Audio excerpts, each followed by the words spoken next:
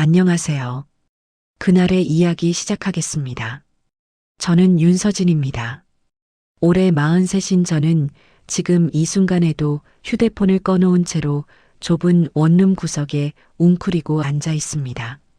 화면이 켜질 때마다 낯선 번호들이 뜨고 문자 알림음이 울릴 때마다 가슴이 철렁 내려앉는 날들이 벌써 석 달째 이어지고 있습니다.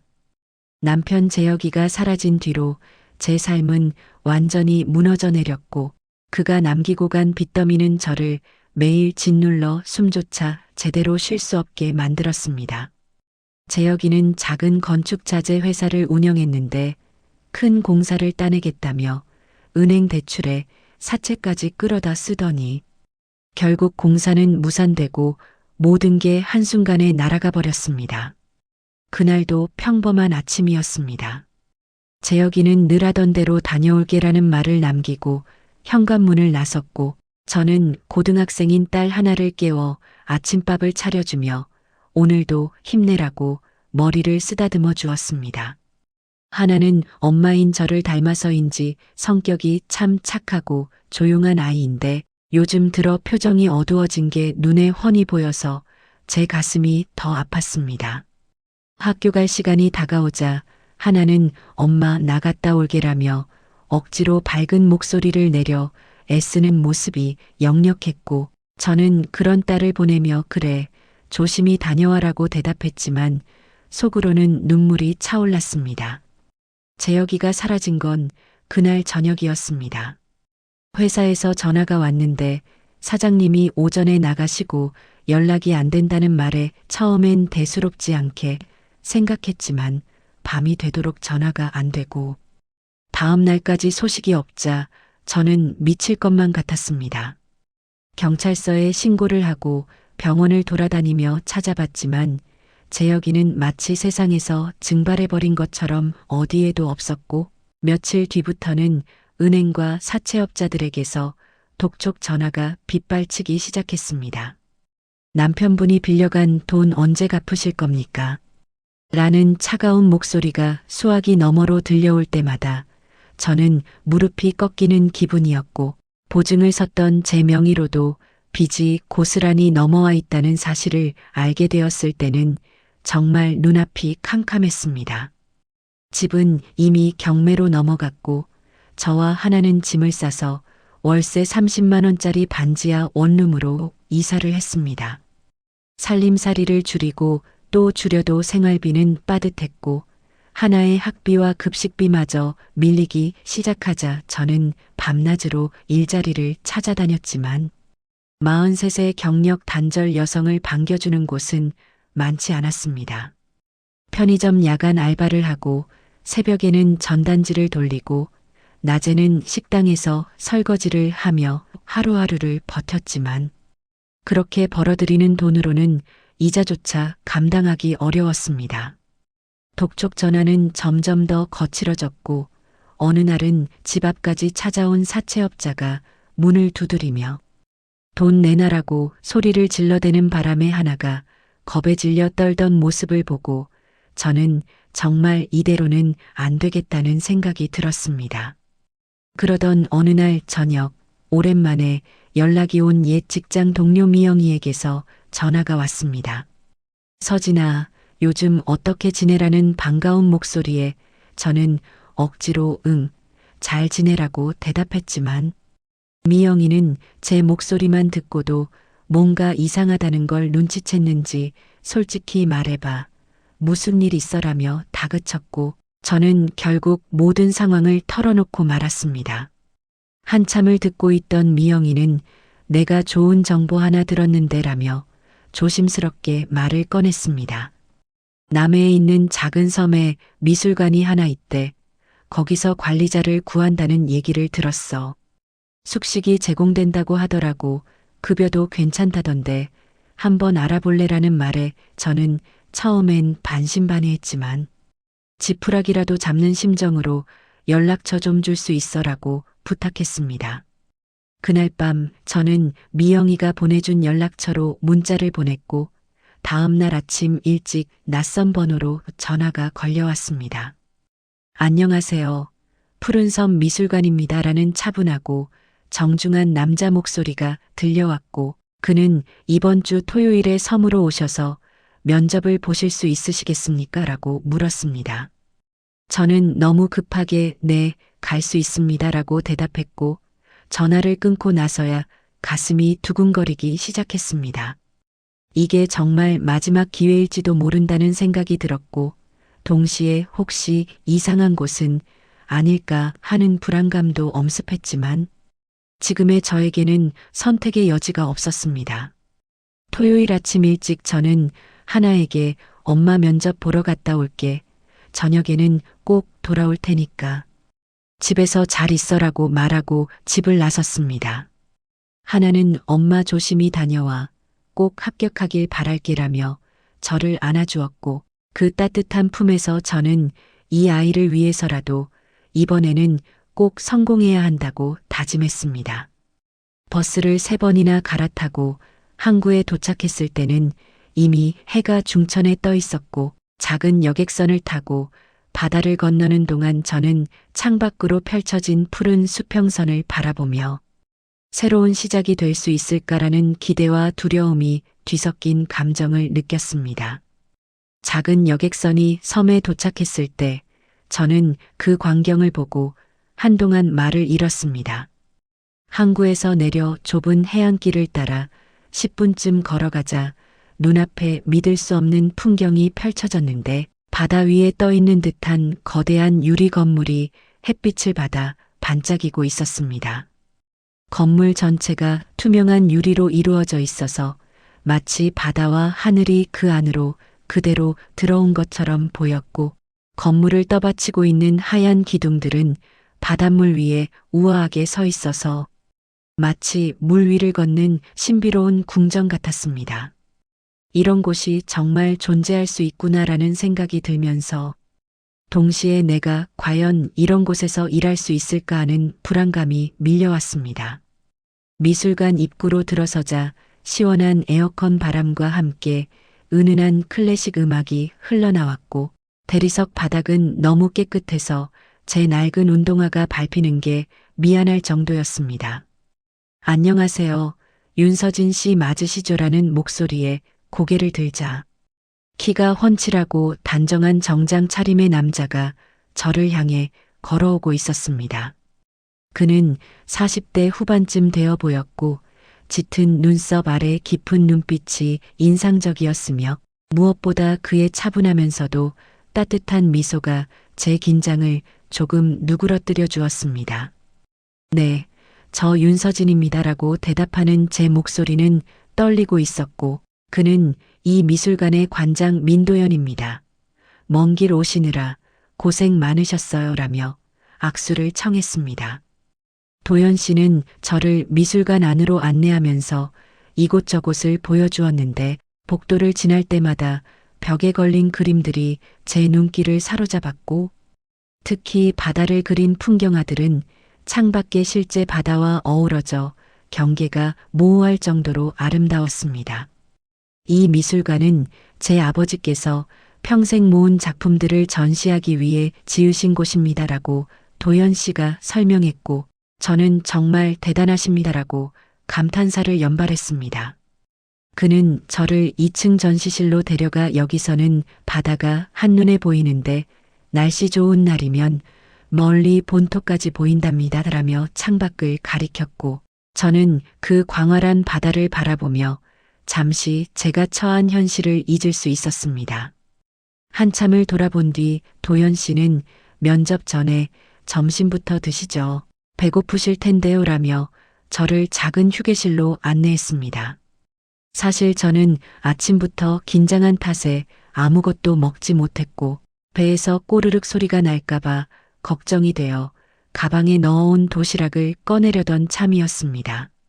그런데 도연 씨가 미술관에 식당이 없어서 제가 직접 준비한 건데 괜찮으시면 함께 드실래요라며 도시락 2개를 테이블 위에 놓았고 저는 제가 이렇게 신세를 져도 될까요라며 손사래를 쳤지만 그는 아니에요. 저도 혼자 먹기 뭐해서 다행입니다라며 웃었습니다. 저는 정중히 감사 인사를 하고 가방에서 제가 싸온 도시락을 꺼내며 제가 김치랑 밑반찬 좀 싸왔는데 함께 드실래요라고 말했고 도연 씨는 감사합니다라며 기꺼이 받아들였습니다. 제가 싸온 반찬은 직접 담근 김치와 멸치볶음, 그리고 간단한 콩나물 무침이었는데 사실 이것도 마지막 남은 식재료로 만든 것이라 별로 내놓을 만한 게 못 되었습니다. 하지만 도연 씨는 젓가락으로 김치를 하나 집어 입에 넣더니 갑자기 동작을 멈추고 저를 빤히 쳐다보았습니다. 이 맛이라며 중얼거리는 그의 표정이 심상치 않아 보여서 저는 혹시 입맛에 안 맞으세요라고 조심스럽게 물었지만 그는 고개를 저으며 아니에요. 그게 아니라 이 김치 맛이 어디서 많이 먹어본 것 같아서요라고 대답했습니다. 저는 그냥 평범하게 담근 건데요 라며 웃어넘겼지만 도연 씨는 한참 동안 김치를 바라보다가 다시 한 점을 집어먹으며 정말 익숙한 맛인데 라고 혼잣말처럼 중얼거렸습니다. 식사를 마친 뒤 본격적인 면접이 시작되었고 도연 씨는 제 이력서를 펼쳐놓고 경력이 많지는 않으시네요 라고 말했지만 그의 목소리에는 비난의 뉘앙스가 전혀 없었습니다.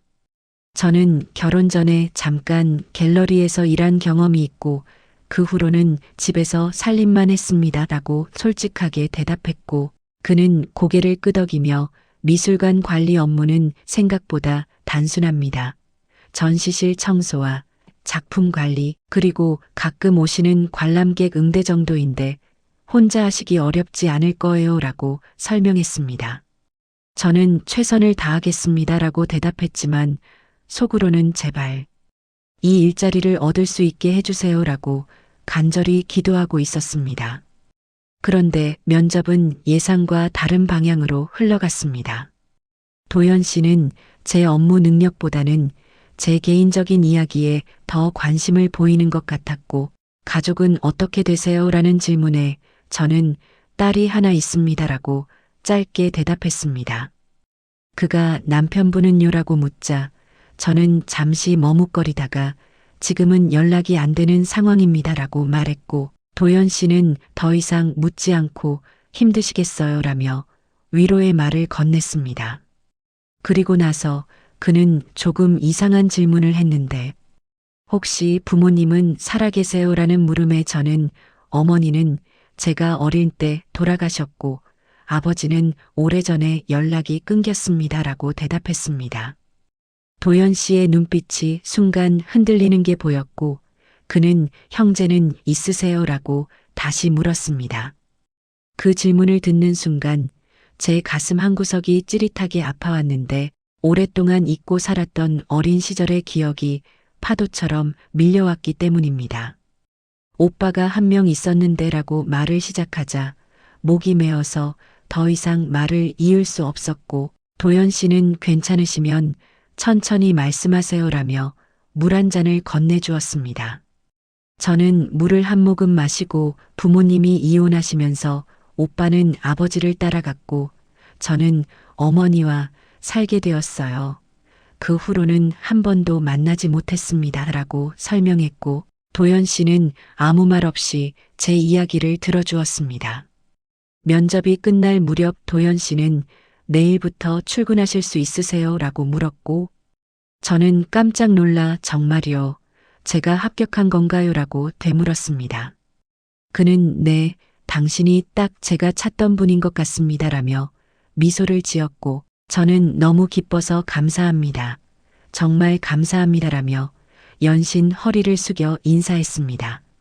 하지만 도연 씨의 눈빛 어딘가에는 제가 이해할 수 없는 복잡한 감정이 담겨 있었고 그는 잠시 망설이다가 혹시 어릴 때 살던 동네가 어디셨어요? 라고 물었습니다. 저는 서울 신림동이었어요. 왜 그러세요? 라고 대답했고 도연 씨는 아 그렇군요라며 고개를 끄덕였지만 그의 표정은 더욱 심각해 보였습니다.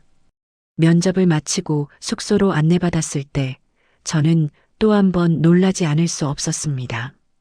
미술관 뒤편에 마련된 작은 숙소는 원룸 형태였지만 제가 지금 살고 있는 반지하와는 비교할 수 없을 만큼 깨끗하고 아늑했으며 창문 너머로 보이는 바다 풍경은 마치 그림 속에 들어온 것 같은 착각을 불러일으켰습니다. 여기서 지내시면 됩니다. 생활에 필요한 건 다 갖춰져 있고 식사는 제가 준비해 드릴게요라는 도연 씨의 말에 저는 이렇게까지 해주시면 제가 너무 송구스럽습니다 라고 대답했지만 그는 천만에요. 이 섬에는 식당도 마트도 없어서 어차피 본토에서 식재료를 사다 나눠 먹어야 합니다 라며 웃었습니다. 짐을 풀고 침대에 앉아 하나에게 전화를 걸었을 때 딸아이의 엄마 축하해. 정말 잘 됐다라는 목소리를 듣고 저는 비로소 안도의 한숨을 내쉬며 눈물을 흘렸습니다. 다음 날 아침 일찍 도연 씨가 숙소로 찾아와 오늘은 제가 업무를 안내해 드릴게요라며 저를 미술관으로 데려갔습니다. 아침 햇살을 받은 유리 미술관은 어제보다 더 아름답게 빛나고 있었고 도연 씨는 전시실 하나하나를 돌며 이 작품은 습도에 민감하니 제습기를 항상 켜두셔야 하고 저쪽 조각상은 먼지가 쌓이면 안 되니 매일 부드러운 천으로 닦아주셔야 합니다라며 세심하게 설명했습니다. 저는 메모장을 꺼내 열심히 받아 적으면서 제가 잘할 수 있을지 모르겠어요 라고 불안한 마음을 드러냈지만 도연 씨는 걱정 마세요. 천천히 익숙해지시면 됩니다라며 다독여 주었습니다. 업무 설명이 끝난 뒤 그는 점심은 제가 준비할 테니 12시에 휴게실로 오세요라고 말하고 자신의 사무실로 돌아갔습니다. 정오가 되어 휴게실로 가자 도연 씨가 이미 식탁을 차려놓고 있었는데 간단한 된장찌개와 생선구이 그리고 각종 밑반찬들이 정성스럽게 놓여 있었습니다. 이걸 다 직접 만드셨어요? 라고 묻자 그는 네, 혼자 살다 보니 요리는 어느 정도 할 줄 압니다라며 쑥스럽게 웃었고 저는 자리에 앉아 숟가락을 들며 정말 맛있어 보이네요 라고 감탄했습니다. 첫 숟가락을 뜨는 순간 된장찌개의 구수한 맛이 입안에 퍼졌고 저는 정말 맛있습니다. 요리 솜씨가 대단하세요라고 칭찬했습니다. 도연 씨는 고개를 저으며 별것 아닙니다라고 했지만 그의 얼굴에는 어딘가 뿌듯한 표정이 스쳐 지나갔습니다. 식사를 하는 동안 도연 씨는 계속해서 저에게 질문을 던졌는데 업무에 관한 것이 아니라 제 개인적인 이야기들이었습니다. 딸은 몇 살이에요? 라고 묻길래 올해 16입니다. 고등학교 1학년이에요? 라고 대답하자 그는 그 나이면 한창 예민할 때인데 엄마 없이 혼자 지내도 괜찮을까요? 라며 걱정스러운 얼굴을 했습니다. 저는 주말에는 집에 다녀올 생각입니다. 여객선이 하루에 2번 다닌다고 들었어요. 라고 설명했고 도연 씨는 그럼 다행입니다라며 안심한 듯 고개를 끄덕였습니다. 그러다 그가 갑자기 딸 이름이 뭐예요? 라고 물었고 저는 유나나라고 합니다라고 대답하자 그는 잠시 멈칫하더니 하나 좋은 이름이네요 라며 의미심장한 표정을 지었습니다. 점심을 먹고 설거지를 하려는데 도연 씨가 제가 할게요. 서진 씨는 쉬세요 라며 제 손에서 그릇을 가져갔습니다. 저는 제가 할게요. 이건 제 일이잖아요 라며 사양했지만 그는 아직 업무 시간이 아니니까 괜찮습니다라며 웃으면서 설거지를 시작했습니다. 그의 뒷모습을 보면서 저는 이상한 기분이 들었는데 왜인지 모르게 낯설지 않은 느낌이랄까 마치 오래전부터 알고 지낸 사람처럼 편안한 분위기가 흘렀기 때문입니다. 설거지를 마친 도연 씨가 돌아서며 혹시 어릴 때 좋아하던 음식 같은 거 있어요? 라고 물었고 저는 갑작스러운 질문에 당황하며 글쎄요. 특별히 생각나는 건 없는데요 라고 대답했습니다. 하지만 그의 질문을 듣는 순간 오래된 기억 하나가 떠올랐습니다. 어릴 적 신림동 좁은 골목에서 살던 시절 어머니는 늘 바쁘셨고 저는 오빠와 함께 집을 지키곤 했는데 오빠는 제가 배고파하면 라면을 끓여주곤 했습니다. 그냥 평범한 라면인데 오빠가 끓여주면 왜 그렇게 맛있었는지 모르겠어요 라고 중얼거리자 도연 씨가 오빠가 라면을 끓여줬어요 라며 눈빛이 반짝이는 걸 보았습니다.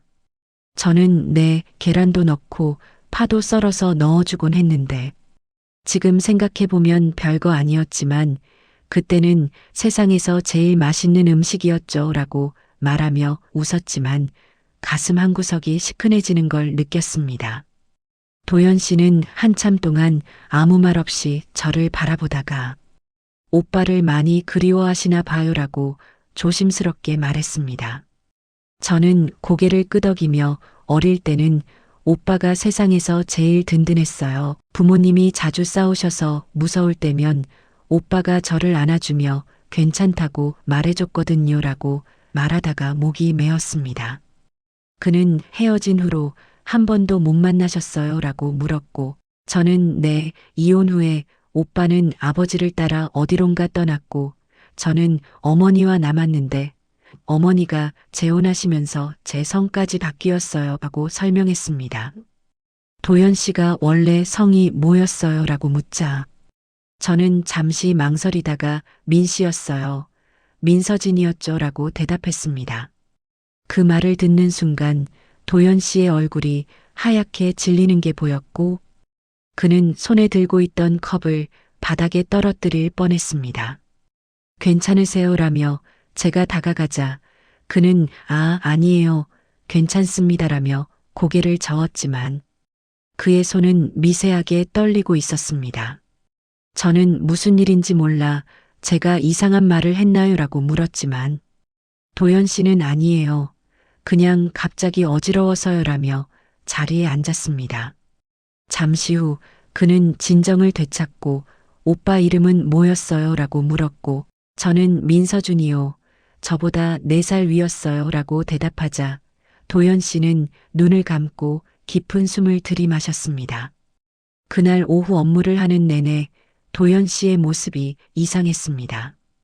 평소처럼 차분하게 일하는 것 같았지만 자꾸만 저를 힐끔힐끔 쳐다보는 게 느껴졌고 제가 청소를 하다가 관장님, 이 작품은 어떻게 관리하면 되나요? 라고 물으면 한참을 멍하니 있다가 네, 그건요라며 뒤늦게 대답하곤 했습니다. 저는 혹시 제가 실수라도 한 걸까 하는 생각에 조심스러워졌고 되도록 도연 씨에게 말을 걸지 않으려고 애썼습니다. 하루 일과가 끝나고 숙소로 돌아가려는데 도연 씨가 서진 씨라고 부르는 바람에 저는 멈춰서서 네, 관장님이라고 대답했습니다. 그는 뭔가 말하려다가 결국 오늘 수고 많으셨어요. 내일 또 봬요라고만 했고 저는 네, 안녕히 계세요라며 고개를 숙이고 나왔습니다. 숙소로 돌아와 침대에 누워 창밖의 별을 바라보는데 오늘 있었던 일들이 주마등처럼 스쳐 지나갔고 특히 도연 씨의 이상한 반응들이 계속 마음에 걸렸습니다. 왜 제 오빠 이름을 물어봤을까? 왜 제 옛성을 듣고 그렇게 놀랐을까 하는 생각이 들면서도 설마 그럴 리가 없지 하며 고개를 저었습니다. 하지만 가슴 깊은 곳에서는 말로 설명할 수 없는 묘한 예감이 꿈틀거리고 있었고 저는 그날 밤 오랜만에 어린 시절 오빠와 함께했던 꿈을 꾸었습니다. 미술관에서 일한 지 사흘째 되던 날 아침, 도연 씨가 평소보다 일찍 저를 찾아왔습니다. 서진 씨, 오늘 면접 때 미처 못한 이야기가 있어서요 라는 그의 목소리는 어딘가 떨리고 있었고 저는 무슨 일이신가요? 라며 그를 따라 그의 사무실로 들어갔습니다. 사무실은 생각보다 검소했는데 책장 가득 미술 관련 서적들이 꽂혀 있었고 책상 위에는 액자에 담긴 사진 한 장이 놓여 있는 게 눈에 들어왔습니다.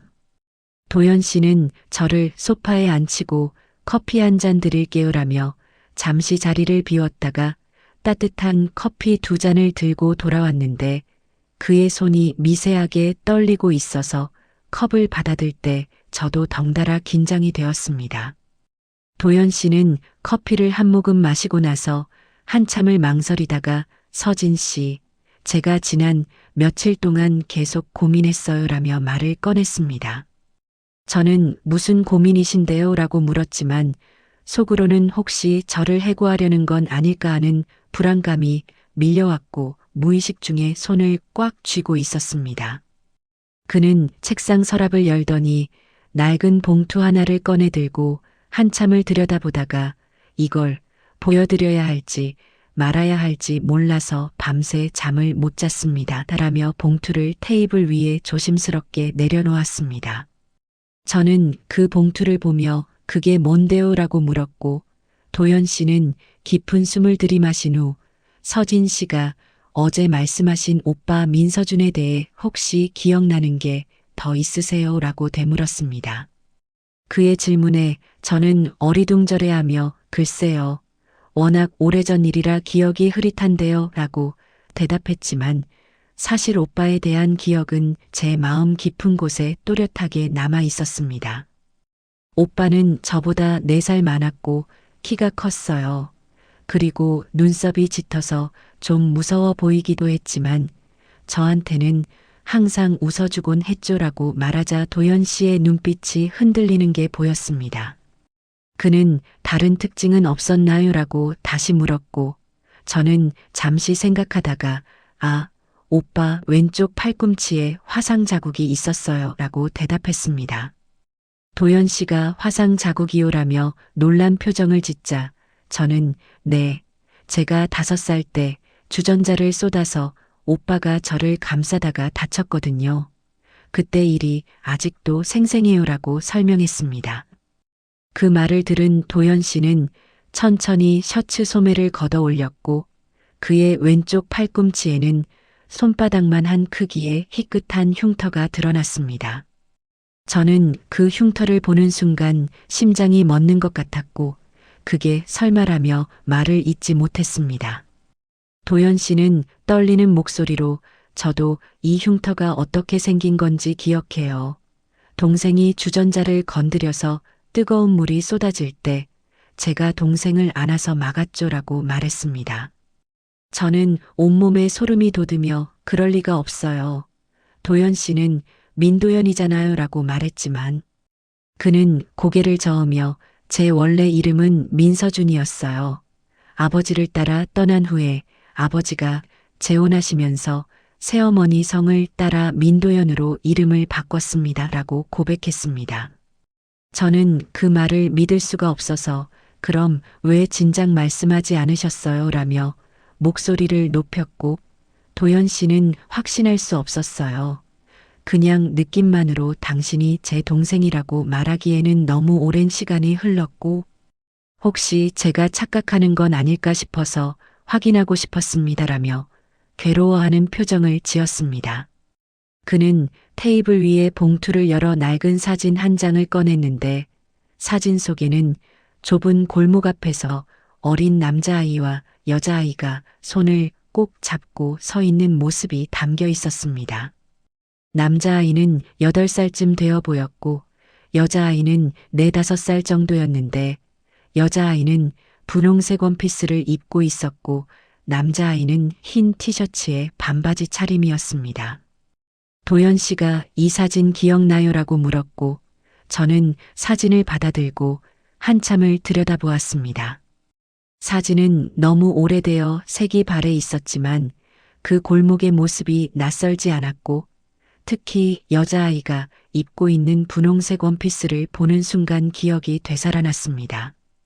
이건 어머니가 제 생일에 사주신 옷이에요라며 저는 손으로 입을 막았고 눈물이 주르르 흘러내렸습니다.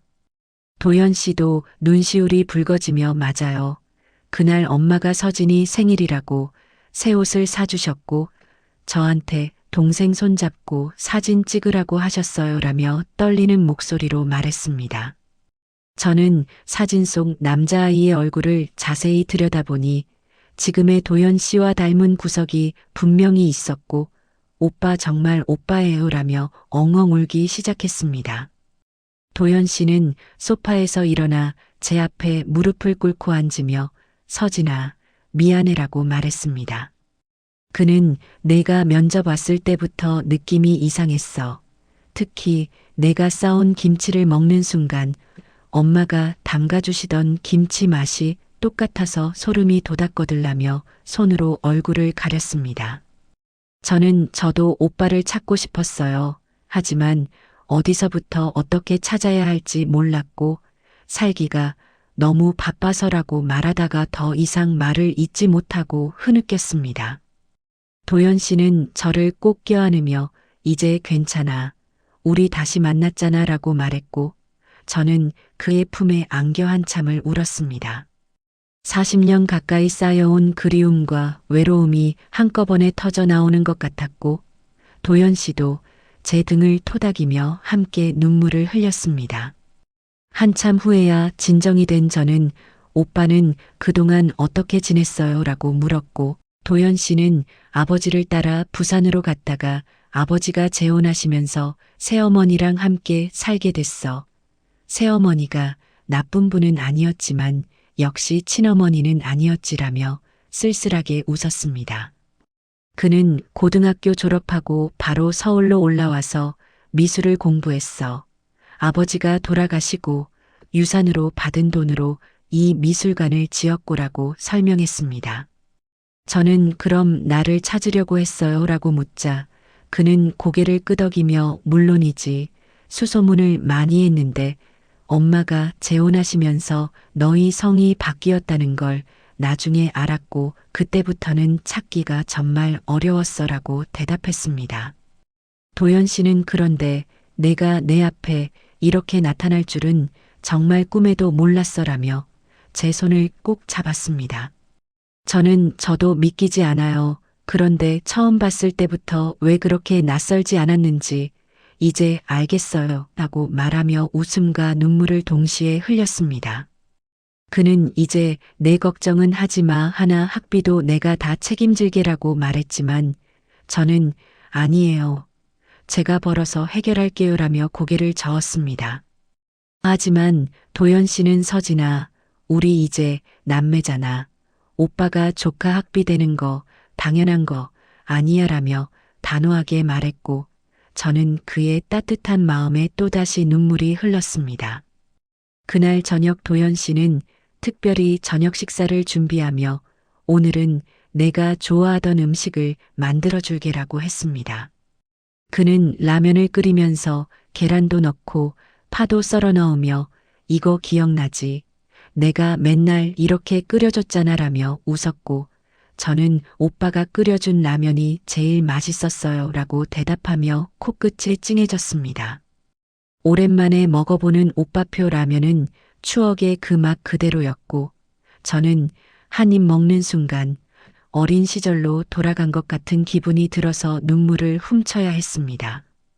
오빠도 저를 바라보며 그때처럼 맛있게 먹는 모습이 똑같네라며 행복한 미소를 지었고 우리는 그렇게 잃어버린 시간을 천천히 되찾아가기 시작했습니다.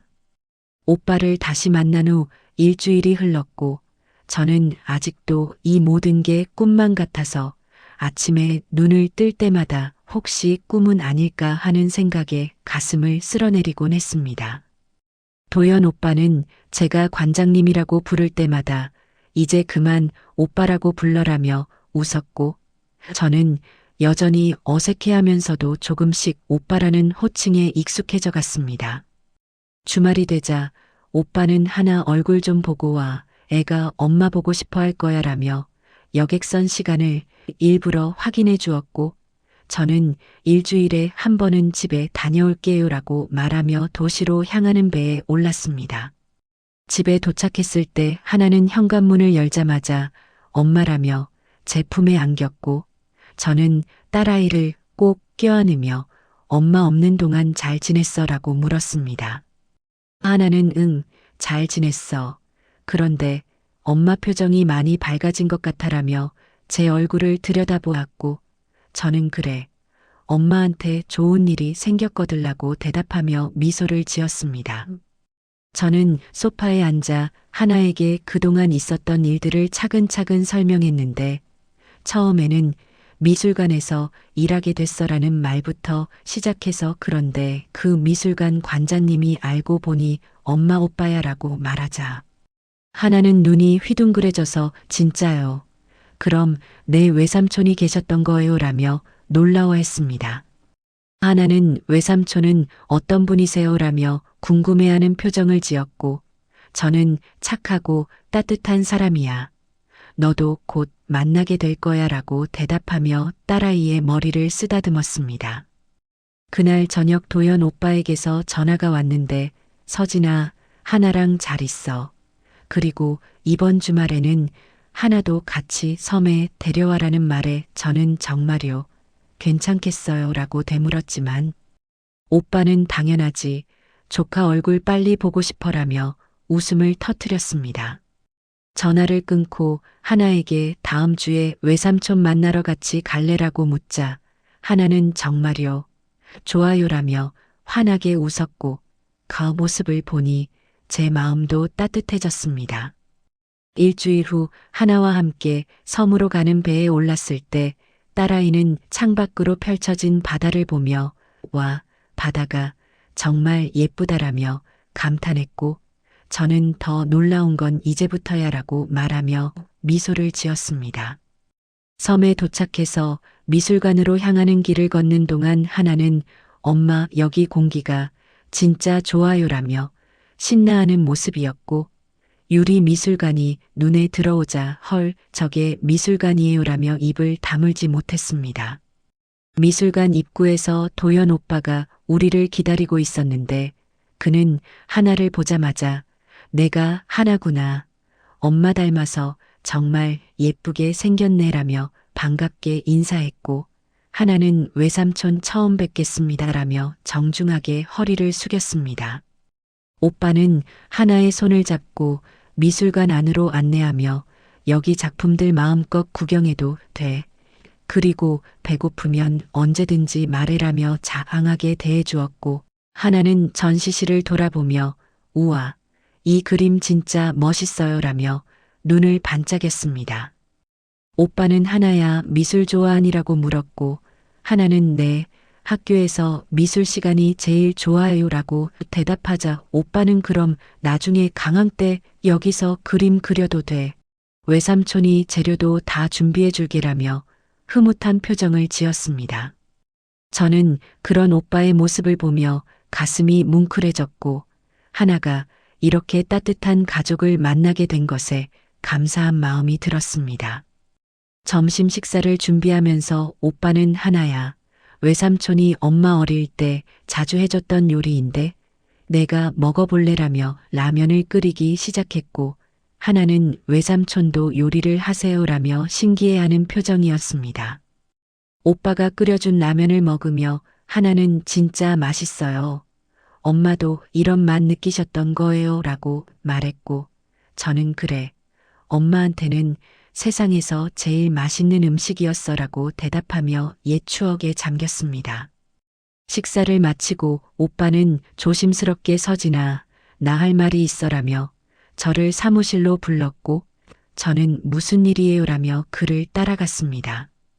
오빠는 책상 서랍에서 봉투 하나를 꺼내며 이건 하나 학비야. 그리고 내가 밀린 빚 갚는데 보태라고 말했지만 저는 오빠 이럴 수 없어요라며 손사래를 쳤습니다. 하지만 오빠는 서진아, 내 말 들어. 나는 이 미술관 말고도 아버지한테서 물려받은 재산이 있어. 그리고 너는 내 유일한 혈육이야라며 단호하게 말했고 저는 눈물을 흘리며 오빠 고마워요. 정말 고마워요라고 겨우 말을 꺼낼 수 있었습니다. 오빠는 이제 직원이 아니라 내 동생으로 여기서 지내. 그리고 하나도 주말마다 여기 와서 놀게 해줘라며 제 어깨를 토닥였고 저는 그 따뜻한 손길에 더 이상 참을 수 없이 눈물을 쏟아냈습니다. 그날 저녁 우리 셋은 미술관 옥상에 올라가 바다를 바라보며 앉아 있었습니다. 해가 지면서 하늘은 주황빛과 분홍빛으로 물들었고 잔잔한 파도 소리가 귓가에 들려왔으며 하나는 엄마 여기 정말 좋아요. 우리 행복해질 수 있을 것 같아요라며 제 손을 꼭 잡았습니다. 저는 딸의 손을 잡으며 그래, 이제 우리 행복하게 살자라고 대답했고 옆에 앉은 오빠는 우리 다시는 헤어지지 말자라며 저와 하나의 어깨를 감싸 안았습니다. 바다 너머로 불어오는 시원한 바람을 맞으며 저는 생각했습니다. 남편이 사라지고 빚더미에 깔려 절망했던 그 순간이 오히려 저를 이곳으로 이끌었고 잃어버렸던 가족을 되찾게 해주었으며 새로운 삶의 문을 열어주었다는 것을 말입니다. 오빠는 서진아, 앞으로 힘든 일 있으면 다 나한테 말해. 이제 혼자 감당하지 말라고 말했고 저는 오빠도 힘들 때 말해요. 이제 우리 서로 의지하면서 살아요라고 대답하며 미소를 지었습니다. 하나는 우리 둘을 번갈아 보며 엄마랑 외삼촌이 닮았어요. 특히 웃을 때라며 장난스럽게 말했고 우리는 함께 웃음을 터뜨렸습니다. 그렇게 우리는 유리미술관이 있는 작은 섬에서 새로운 가족의 시간을 만들어가기 시작했고 과거의 아픔은 서서히 치유되어 갔으며 미래에 대한 희망이 가슴속에 자리 잡았습니다. 밤이 깊어지자 오빠는 이제 들어가서 쉬자. 내일 아침에는 내가 맛있는 거 해줄게라며 일어섰고 우리는 함께 미술관을 내려왔습니다. 숙소로 돌아가는 길에 하나는 엄마 나 여기서 살고 싶어요라며 제 팔을 꼭 붙잡았고 저는 그래, 우리 자주 오자라고 약속했습니다. 그날 밤 잠자리에 누워 창밖의 별들을 바라보며 저는 생각했습니다. 인생이 때로는 예상치 못한 방향으로 흐르지만 그 끝에는 예상치 못한 행복이 기다리고 있을 수도 있다는 것을, 그리고 가족이란 피로 연결된 것만이 아니라 서로를 아끼고 사랑하는 마음으로 다시 이어질 수 있다는 것을 말입니다.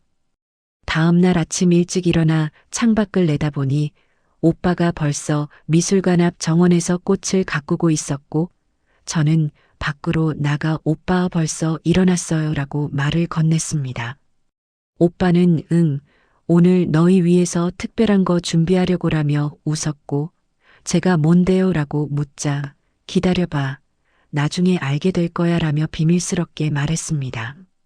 하나도 일어나서 우리와 함께 아침 식사를 했고 오빠가 차려준 푸짐한 식탁을 보며 외삼촌, 이거 다 만드셨어요 라며 감탄했습니다.